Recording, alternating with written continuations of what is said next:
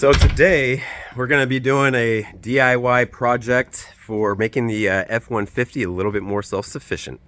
I was out at the Derby Canyon retreat. Oh my goodness, look at all that dog hair. That is my Ellie dog all over my hat. Excuse the dirtiness, this is a dirty project, so I didn't want to wear nice clothes today. So anyway, I was out at the Derby Canyon retreat building. I'm pretty sure I was working on the outhouse, or I should say the well house, and you know, that was one of those days where it was summertime. I was out there for a full day, probably working 6-8 hours a day, probably had the radio on, you know, running some power tools off my generator. But for whatever reason, when I went to leave, that battery was click, click, click, dead. And I always carry a spare jump starter. You know, I have a pretty good quality lithium ion. It's rated for like 200 jumps for, you know, even rated for big diesel engines, that kind of thing. I hooked that baby up. It helped a little bit, but it did not turn the motor over. And that's the first time I've ever had that happen where that was not enough to turn over a dead or low battery. And so, you know, at that point, I'm 5 miles away from County Road. I don't have neighbors up there. I might have had cell reception, so in a worst case, I probably could have called for help. I also keep a radio for the obvious reasons. But at the end of the day, you know, I'm relying on myself when I'm out there. And luckily, I have my spare battery that I use for the winch. If you guys have seen my other videos, I have a winch that I put on both the front and the back of the truck, depending on the scenario. And when I put it on the back, I use a spare battery that just sits out there, or I put it in the bed because the cables won't reach to the front. And luckily I had that battery with me, and I used that battery to jumpstart the truck. But if I did not, it would have either been hours of a delay, I could have been stranded in general, maybe I had to hike out, wait on someone, pay money. So what I'm trying to do is become more self-reliant by solarizing the F-150. You know, this is a 2010, the standard 5.4 liter F-150. It's not an electric truck or anything like that. And what we're going to be doing today is throwing some solar panels on it, basically creating a trickle charger anytime I'm in the sun. So especially when I'm out at the Derby Canyon retreat, putting in an 8-hour day of work, I want to make sure that I have that supplemental charge so that I'm keeping that battery full and maintained all the time. Just another way to be more self-reliant, to deal and learn from past mistakes or help myself not run into problems that I might in the future. So the truck sits on a trickle charger. This one's a pretty decent charger, but it has a trickle setting. So, you know, right now it's just charged maintaining kind of a thing. There are, you know, weeks and weeks at a time that I don't use this truck. It's not my daily driver. I use it for going up to the mountains and for going to the Derby Canyon and doing, you know, towing the boat and other things like that. So I always keep it on a trickle charger. I do that with all my batteries, the motorcycle, you know, any other batteries. We try to do it on our other vehicles a couple times a month, kind of a thing, because a trickle charger is only like 20-25 bucks. And you know, the battery in this truck is like 200. So even if I only get like 6 extra months of life out of a battery by keeping it maintained and full, which in theory I should get or better, then it pays for itself really quickly. So the idea behind solarizing the truck, where what I mean is I'm literally going to put solar panels on the truck itself. So anytime I'm in the sun, I'm just having that trickle charging effect, keeping the batteries full. And hopefully on days when I'm out at the Derby Canyon retreat in that full bright sun, we're just keeping that battery maintained, even if I have a little draw or if I'm pulling power for you know, radio or other things like that while I'm working in the daytime. So that's the project today. It's a DIY, solarize your truck. And if you guys like this idea, then you can try it yourself. All right, so the solar panels that I got, it's a thin film style panel. Literally, it's mounted on like a plastic sheet because the solar generators themselves are super, you know, thin. They're not thick or heavy or anything like that. And this could be used in lots and lots of different applications. Obviously, I'm going to just mount it to the truck itself. Each panel is rated for 130 watts. Max voltage is 21. It weighs 4 pounds. It's 37 by 27 inches. And my plan right now is just to mount it to the roof of the truck. That way I really won't see it. It'll always be exposed. You know, this might not be the prettiest installation because I'm basically just planning on running those wires down the channel, not inside the actual cab, but right down the basically A-frame by the windshield into my engine bay, where I will mount a charge controller. So really all you need, as long as it's a DC system, are the panels that create DC, a charge controller to make sure that you're within decent tolerances of charging your battery and not overcharging. And I bought a kit on Amazon.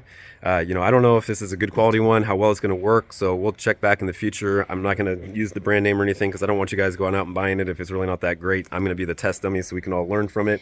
But basically we got 2 of these little monocrystalline thin film style panels. They get wired, I'm pretty sure, in series. They get hooked up to the charge controller that gets hooked up right to the battery. And as of now, I'm just planning on mounting this to the roof of the truck with an adhesive.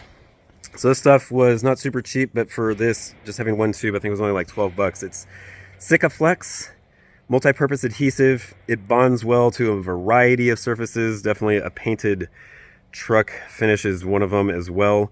You know, I've been putting this off for a little bit of time because I didn't want to do this installation when it was freezing out, because I don't think this adhesive would work that well. I'm sure it's on the label, but it's probably about 50 or so degrees today, which I think will work well. I'm going to play around with the location a little bit as far as where I'm putting it on the truck, but as of right now, I'm planning to put it just right on the roof of the truck.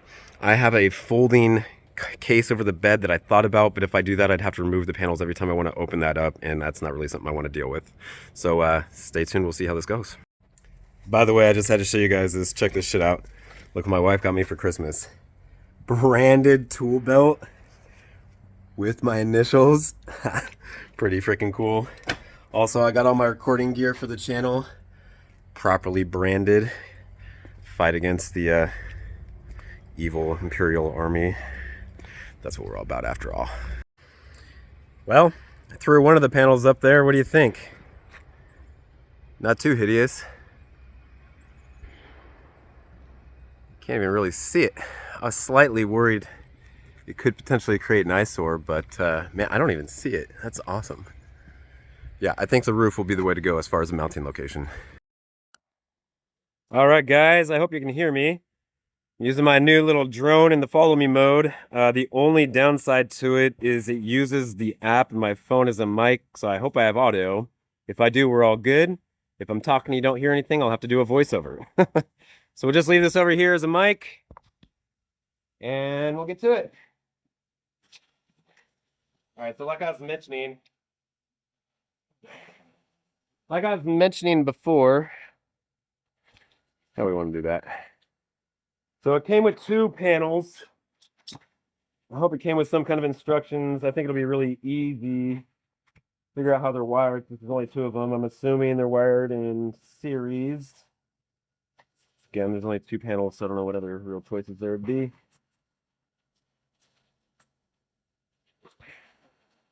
So this panel is a thin film solar panel, which is just a really thin style. It's not the same as what's on your roof when you get a more substantial like house installation. And by the way, like you guys might have seen in my other video, who do you listen to? And if you haven't, check it out, because it's really important to only take advice from people who know what they're talking about, and I explain all about it in that video. I sold solar energy for 5 years as a professional. I've been out of it for quite a while, so the new stuff I'm not as familiar with, or the new pricing, incentives, all that. But when it comes to the technology and understanding it, I definitely consider myself an authority. I did that for about 5 years and sold millions of dollars worth of solar over that career. So we got two panels. I need to find the charge controller. Basically, these will get wired together. There's another cable that I'll run down the A pillar of the truck. I'm going to put that right into the engine bay where I plan to mount the charge controller itself, and from there it'll get hooked up to the battery. So every time the sun is hitting these, creating DC power, it's going to go to the charge controller. The charge controller is going to regulate the voltage and amperage, make sure that it's in a safe, tolerance, and charge the battery. So I'm basically installing a solar trickle charger on the 2010 gasoline F150. All right, so it turns out it can be configured in 12 or 24 volt. For being in the truck, obviously I'm gonna do the 12 volt configuration. Now again, I have mixed feelings on the manufacturer of this product because it's very affordable, but I'm pretty sure that's because it just is straight from China. I've used their products before on another project. I don't have enough time with that to know if that was a great deal or not. They're certainly affordable, but they don't come with instructions, which is kind of against the point of buying a kit. Luckily, it's very simple and it's fairly easy to figure out, and they have some pictures on the actual listing that shows you how to configure and so forth. But it comes with two of those little panels that I was telling you guys about, thin film. One of them's up there and one of them's sitting on the truck bed right now. And part of me wanted to put it on the bed. I think it'd look slightly cleaner. When I run the wires, I could make it a little cleaner, that kind of thing. But a couple things come to mind. First of all, This is one of those tri-fold covers, and I don't want to have to remove those every time, and I certainly can't do the third fold and access what's in the bed without either damaging those or removing them every time. The other thing is, it would be shaded in all kinds of orientations, where on the roof, anytime I'm out at the property, it's always going to get the most exposure. Plus, from the roof, I'm going to be able to run the wires right down into the engine bay, and I think it'll work out okay that way. So, essentially what's included in the kit is a charge controller. That's what's going to regulate the voltage and amperage going to the battery itself. There's several inputs, but for this application, it's just going to have the input from the solar, from the 12 volt, and then an output to the battery. It has a little LCD where you're going to be able to see the voltage and all that kind of a thing. It also has USB ports, so if there's different applications, like I was thinking I might even make a sandwich sign charger and take it to the beach, and you can have direct solar on a beach, and if you put a little battery with it, you can make yourself a cheap little on-the-go backup system, or just something for charging your phone or whatever. But obviously, being in my truck engine bay, I don't think I'm going to use that at all. But this is the main component outside of those little solar modules. It came with the cable, so it has different branch connectors, and this is how you basically configure it to be 12 volt or 24. From those guys, it should run to these longer cables, so it'll go from there. These should be what run into my engine bay. They're much longer than needed, which is of course good. I'll be just cutting one end off and using those to connect to the charge controller itself. And then from the charge controller, I'm pretty sure, from what I can tell from just the parts that are included in the diagram, that I'm going to be running from the charge controller this to the battery. The thing that's kind of cool about this, that I want you guys to be able to maybe think about other ways, is this would be perfect for a camper or RV. They're very thin. The way that they have it kind of advertised online, you would just use the same system, either adhesive, or you can make it temporary, where they have little grommet type rings where you can hang it and make that something where you put it out, or even on your shade cover or whatever. The other thing that I think I might do in the future, if I can figure out a good way to do it, is this would be perfect for a boat. Because on a boat, you're always in the sun, at least the way that I do boating, and we're typically always running music, maybe having a powered cooler, and having that additional power while you're out all day long, 8 hours on a sunny lake. This would make a ton of sense. The other thing that would be really helpful about this system is when I go up to the cabin, I don't have a fridge up there. I have a cooler where it has 12 volt, 120 volt, or you just fill it with ice. And when I'm going up there, I plug that 12 volt into the truck. So basically I have a refrigerator in the truck, keeping everything cool. When I get to the cabin, I either leave it outside where it's cold enough where it keeps cold, although I don't love doing that because it's only going to be a matter of time until I have problems with animals getting into it. And I definitely don't want to attract bear. And so putting a better solar system up there to plug it in, having the ability to plug it in when I'm on a job site and the solar to power it, those are all some benefits of this supplemental power source that we're going to do by solarizing the F-150. All right, I got an update for you.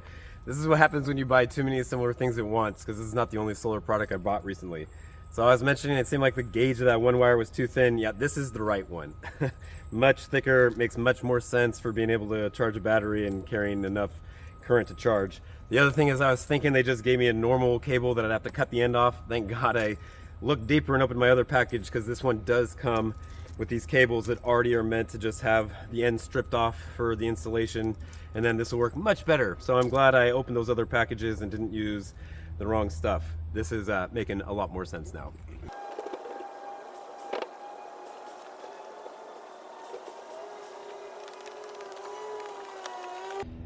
Now when it comes time to applying the adhesive, I think what most people would naturally want to do is just those thin little lines all over the place.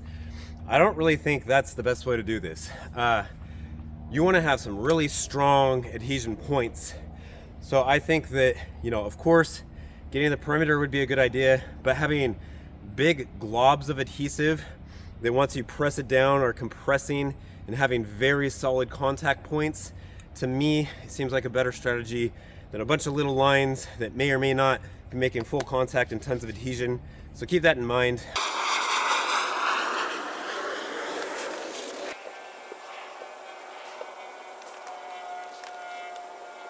I'm going to make sure I have a good plan for how to mount the charge controller. One thing you do want to keep in mind is you want the shortest distance between the charge controller and the battery, just for the least amount of resistance and wasting the least amount of power. All right, couple of things. So remember, this is my first time trying this. I'm definitely not a mechanic. I have enough skills to figure this stuff out and get it done adequately. And I encourage you guys with stuff like this, just try it yourself or get going instead of just doing nothing. That being said, I want to also teach some basics and go over some stuff. So as far as mounting the charge controller, there's not like an obvious spot that looks perfect for it. I definitely don't want to put screws in the firewall, which is the part that's basically between the people and the engine. I also don't want it in a super hot spot. It might be too hot in there anyway. For all I know, it'll fail, but you know, the point of doing this is trying new things. And if it works really great, then we can do it in other applications. But with that in mind, I want it to be as far away from the engine as possible. So we're just trying to distance the heat. And so I honestly think what I'm gonna end up doing is zip tying it against some of the lines on the side. Is that the best thing in the world? Maybe not. Is it gonna work? I think so. Is this a test and a trial and we'll figure it out later on and see if that ends up working well or ends up being too hot or, you know, that kind of thing? Yeah, that's what's going on here. So zip ties will work. They'll be good enough. Instead of putting screws through the screw holes, I'm putting zip ties through them. And obviously I'll show you the install when we get to that point.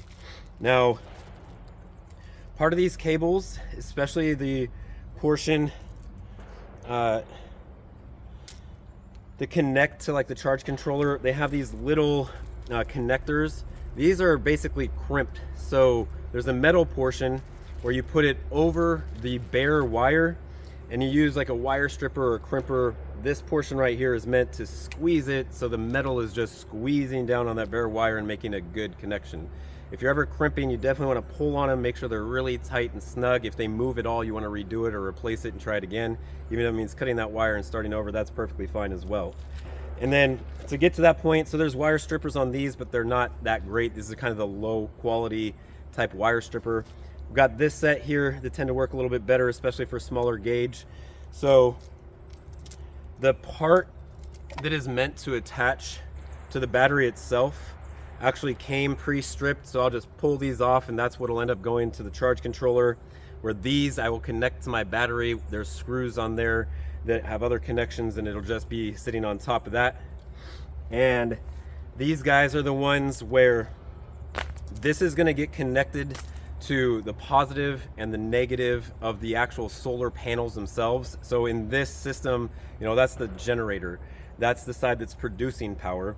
And so with these, I think because of the gauge, I'm going to use these guys because the other set isn't quite big enough. All you really do is you give yourself the right length, and I probably just need something like a ½ inch. You basically squeeze them to just cut that outside insulator. The outside portion is just there to protect against elements and that kind of thing. You don't want to cut through the metal wire itself. You just want to cut that outside insulator and then you pull it and strip it off, and I'll find that later. So this portion will go to the charge controller. They have these little set screw type things that have that little like copper plate that you screw it down and it pinches on there. Again, you want to make sure it's a really tight, good connection. And that was just an example, but what I'll end up doing is cutting these to the exact length. So what I'm going to do now is mount those panels using that adhesive up on the roof, run everything down, get it to the right length, figure out the exact distance I need to give myself a little bit of extra slack, but basically to be the right distance to the charge controller itself. And then from there, we'll take the charge controller and connect that to the battery. And so the only other thing, again, this is for newbies who have no idea how to do this kind of stuff. So we're using a caulking gun with the adhesive. This comes all sealed up. And what you want to do, most caulking guns have a little blade and a hole right there. You put that in there. Depending on what you're using, whether it's caulking, adhesive, whatever the case, that's what depends how deep you want to put this in, because the deeper you put it in, the bigger the hole will be. I don't know how well you guys can see this, but I just want a hole about that. And it's you don't want to cut it straight. You want it at an angle. So I have this in there at an angle. The amount that's coming through is basically the size of the hole I want. I want a fairly big hole on this one so that I can get a good amount of adhesive out. And then I'm just pulling the actual handle, and that gave me the opening. Now they're sealed on the inside, so it's still not ready to be used. Again, most caulking guns will have this on there, or you can just use your own nail or whatever. And with this guy, we're gonna stab it down there because there's usually foil or some other type of sealant so that the product in there is not being exposed to oxygen. The fact that it's black and has the adhesive on it means obviously I got through, so I'm gonna fold that back. And this is why I wore my nasty clothes today, because this stuff is definitely a smelly, sticky, nasty sealant. I tend to not be the cleanest guy when I do these types of jobs, and so I just I know I'm gonna get this stuff on me at some point. So from here, I'm gonna put it in the caulking gun. You put it in you put it in the back first, snap it in there, and then the caulking gun has these little teeth. You want them to be on the side that moves it, and from here, every time that I click the trigger, it's moving it forward. So I just made contact. Think of this as like a piston or a plunger. Now it's gonna slowly push that forward, and I don't want a ton to come out because again, I don't want to get super messy, but I can see it coming up that tip. I'm just gonna do one click at a time. For right now, because I don't want to be messy, I'm gonna leave it like that, but now this is ready to go. Now I just put this, and like I was saying before, what I'm gonna do with these is put big globs that I'm gonna set down so that I have nice strong adhesion, have a nice footprint where we know it's attached, versus a lot of little strings that may or may not have good, oh look at that, I don't even know where that came from. Oh, it probably came from the thing that's stuck in there. See, this is why you wear dirty clothes for dirty jobs. And actually, before I go mount it right now, I'm gonna do like a dry fit. So I'm gonna put everything in place, figure out exactly how the wires are gonna run, make sure that I can do this before I'm committed with having sticky stuff that's gonna start to seal and not have the ability to move things around. So I'm gonna do a dry fit, and then we'll figure out exactly how it's gonna go. All right, now we've got kind of our dry fit, for lack of a better term. Basically, I just wanted to make sure that I knew exactly how I was gonna run these wires, that they weren't gonna be super, super ugly, and that I could position everything in a place that made sense before I start gluing stuff down. One thing I figured out, so I have definitely extra space up here.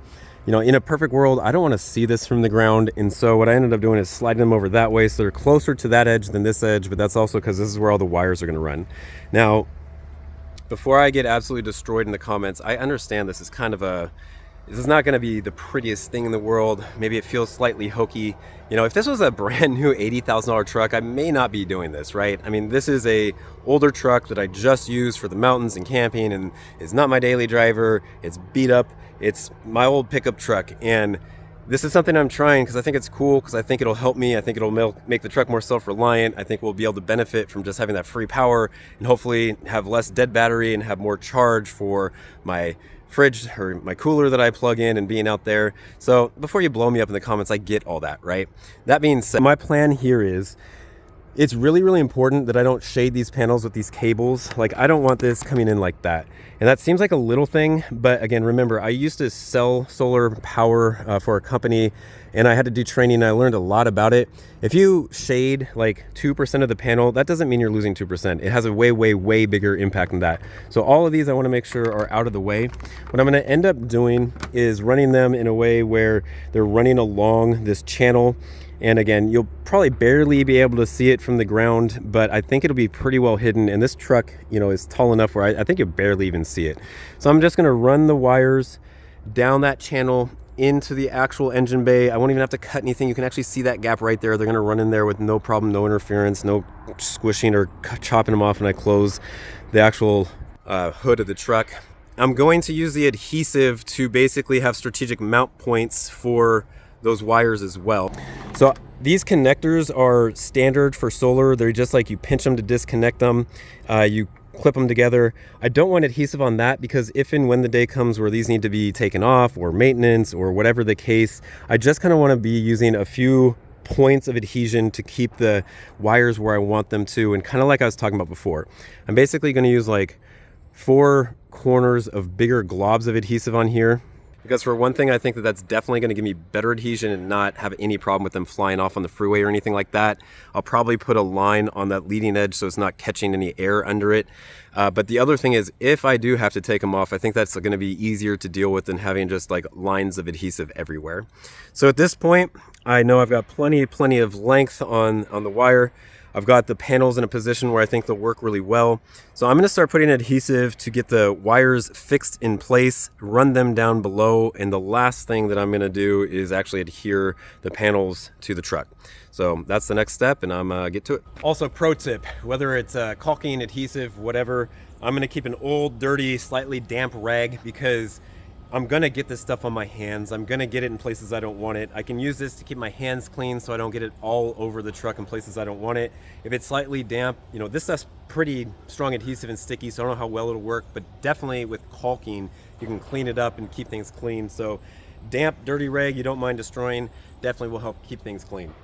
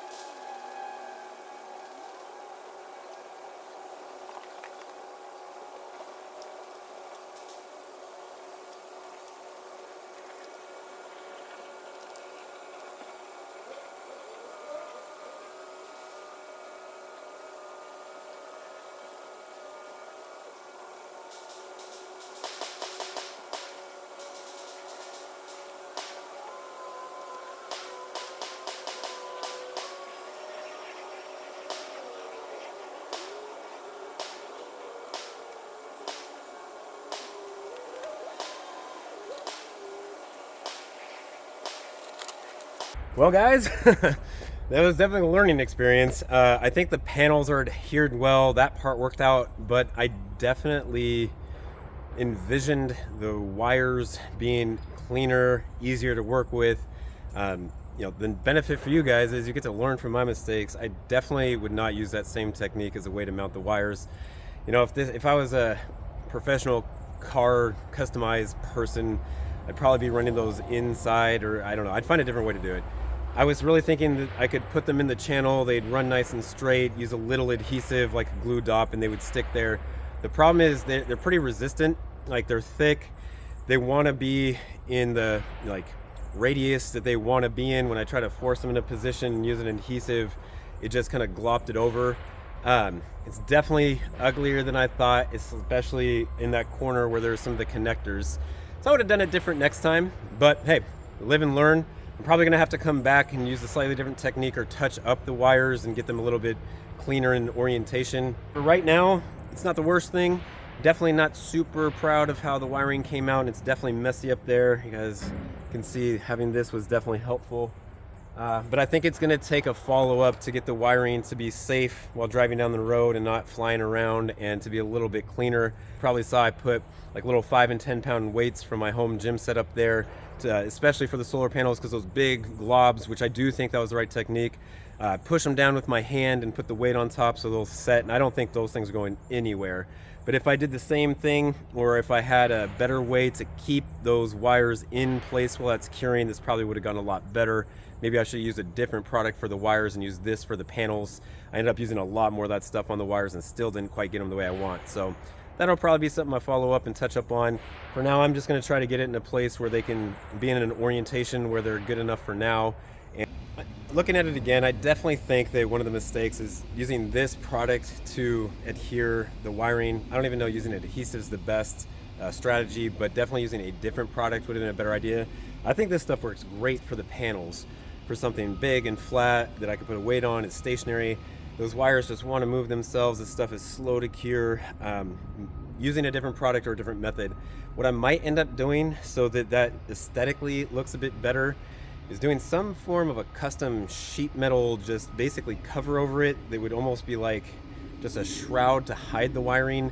I think it will look better, but also one thing I'm worried about is I drive through woods and trees and branches, and the way it is right now, I really think some branches could tear those off or be a problem. So I'm not gonna do it today. I'm gonna let that all cure and sit. I'm probably gonna try to finish wiring and doing the charge controller.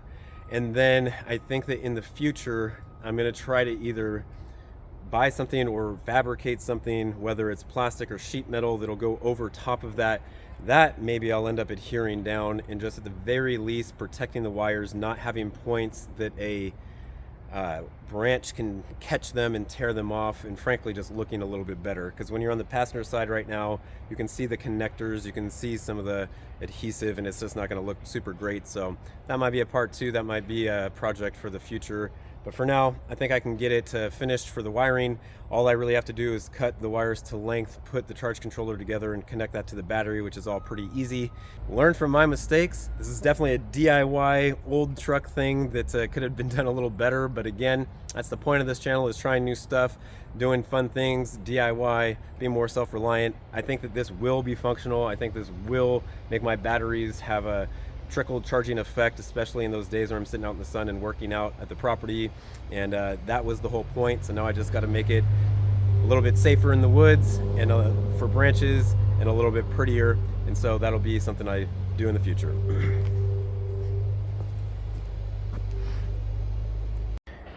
All right, so got the battery connected to the charge controller. The solar is not connected yet, but this thing does recognize the battery level, the battery voltage. Right now we are just connected to the battery itself. So my next phase will be to bring the solar into this, and we'll see if it's actually charging, and hopefully I can get it done before too much longer. It's real overcast. All right, I connected the solar panels. We can see the solar on there, and the battery is charging as far as the indicator shows. It is really overcast. It is super cloudy. I don't know how many volts we're driving or whatnot right now, but it looks like it's charging. I really think this will help in those in those super sunny days when I'm out there working and I need an extra boost of energy for running the radio or just for keeping that battery topped off. I think it'll do its job. I just need to find a better way to get those cables and everything handled on the roof. It's ugly as heck right now, but that'll be a follow-up and something future project for me to figure out. For now, I'm gonna get this mounted up and in place, and then I'm going to, actually, hold on, let's see what this does. Okay, so right now we're producing 2 amps, 1 amp draw. It's 13 degrees outside, I'm assuming. 12.7 volts is the battery, though. That's not what solar's producing. But 0.2 amps, that's obviously almost nothing. But again, there's no sun coming through. This is all overcast and dark. It's going to be dark out here in a couple hours, and it's super cloudy, so I'm not surprised by that. I think in the middle of the summer, when it's super bright and sunny, this will do exactly what we want. And the fact that I think that's showing me a 0.1 draw because the bulb means a load. There is some draw in this truck. I don't know what it is. I don't have anything plugged in, and that might be part of the reason I had the dead battery that day. But even on this super cloudy day, I'm at least countering that with solar. So the installation might have been ugly, but it's doing its job. I just need to figure out how to make it look acceptable on the roof as far as the wiring goes. And again, I'll probably do some form of a protective cover and make it prettier, as well as more protected from branches and that kind of thing in the woods. But I'd call this a success overall. So please don't beat me up in the comments. I know this was a pretty ugly job and definitely could have been done differently. But if you are a professional customizer or mechanic or whatever, I'd love to hear how you do things differently. I wonder if you would maybe run those wires inside the cab. I do not want to put a hole in my roof. I'm definitely obviously not the guy that's going to be comfortable doing that and having a really watertight seal at the end. So we're here to learn. Hopefully you learn from me. You can do it better than I did, and I'm always open for suggestions in the comments, so let me know. My mission is self-reliance through sustainable living, and we're here to build a community. Click here to subscribe to be sure to get more awesome content for living off the land. And be sure to go in to enter for notifications. Click that bell, get notifications, and stay in tune. Subscribe, watch, and comment. Let's build a community. See you soon.